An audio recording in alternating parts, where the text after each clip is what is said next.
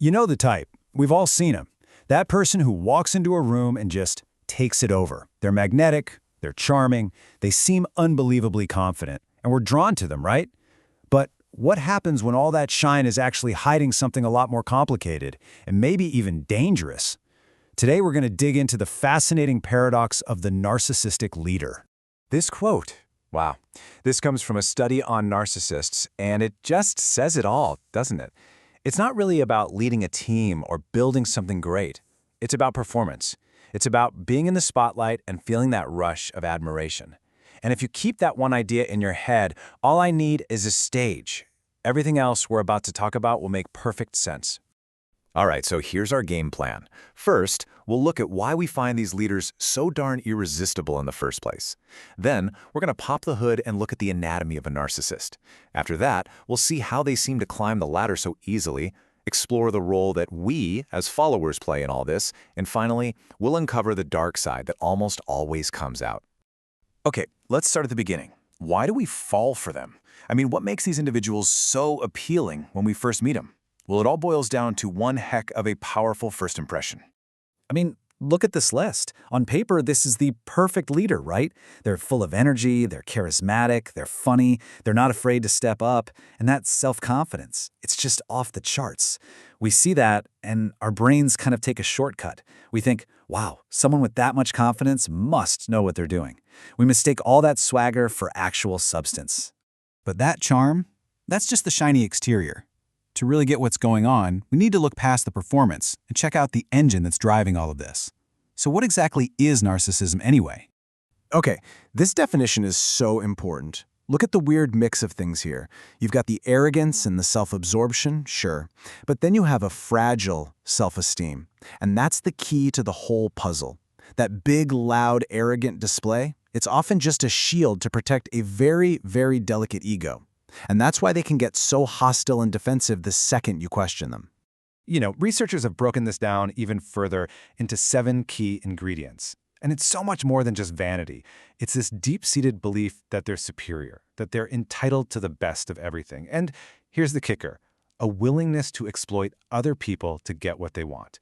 You mix all that together, and you get the personality we're talking about. Now, here's something interesting the data shows pretty consistently. When researchers reviewed a whole bunch of studies, we're talking data from over 470,000 people, they found a clear pattern. On average, men tend to score higher on narcissism skills than women do. It's a finding that's popped up again and again over the years. So, you've got this super charismatic but secretly fragile personality. The big question is, how do they so consistently manage to end up in charge of things? Well, the secret is us.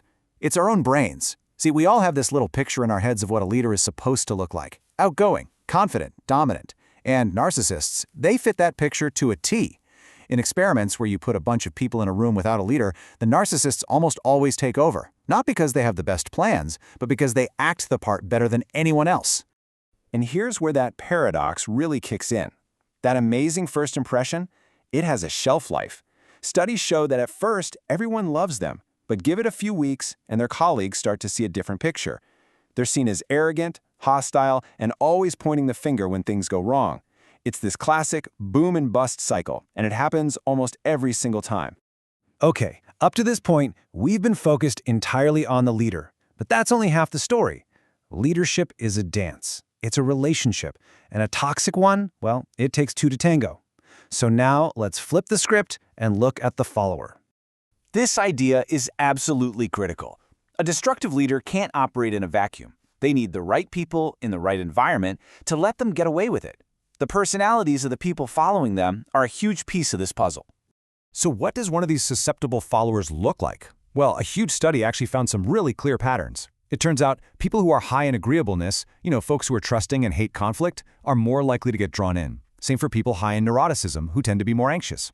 But on the flip side, people who are open to new ideas or really conscientious, they're much less likely to fall for the act. But just when you think you've got it all figured out, the research throws us a curveball. It turns out this whole dynamic, this dance between leader and follower, isn't always the same. It can actually change depending on whether the narcissistic leader is a man or a woman. And the findings here are really, really specific.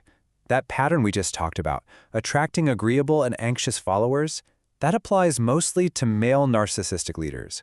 Female narcissistic leaders, on the other hand, attract a totally different crowd. They tend to attract followers who aren't very open to new things and, get this, other narcissists.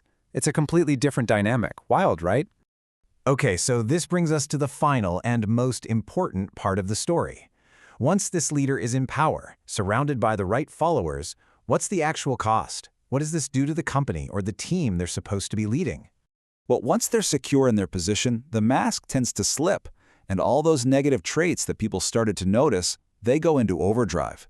They can be abusive to people who work for them. They ignore advice from experts because, they think they know everything. And they become absolute pros at taking credit for every win and blaming others for every single loss. And this isn't just about having one bad boss. It's bigger than that. Research shows that these leaders literally infect their entire organization. They shape the culture, they decide what gets rewarded and what gets punished. And usually what they create is a culture that's less collaborative, less ethical, and a whole lot more toxic. In a way, the leader's personality becomes the company's personality. And this isn't just a feeling. You can actually measure the damage. That same research found a direct link. Companies run by CEOs who score high on narcissism get into way more lawsuits. That's a real, tangible cost right to the bottom line. Which leaves us right here with this one big, critical question. We are hardwired to be drawn to confidence. We see it, and we automatically think it means competence. The whole story of the narcissistic leader is a warning about how dangerous that assumption can be. So the real challenge for all of us is to learn how to see past that dazzling performance on the stage and get a little bit better at figuring out what's really happening behind the curtain.